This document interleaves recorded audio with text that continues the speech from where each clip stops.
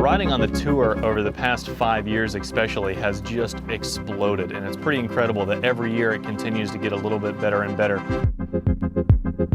We say it every year is going to be harder and harder, but I think this year in particular it's going to be pretty insane.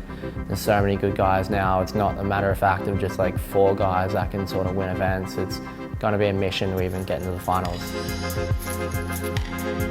I think to take over the overall PWT title this year, it's going to take consistency, it's going to take big tricks and making sure you're clean with everything. To win the PWT this year is going to take a lot. I mean, all the boys are killing it. There's just so many names this year, and like literally any one of them could take the title this year.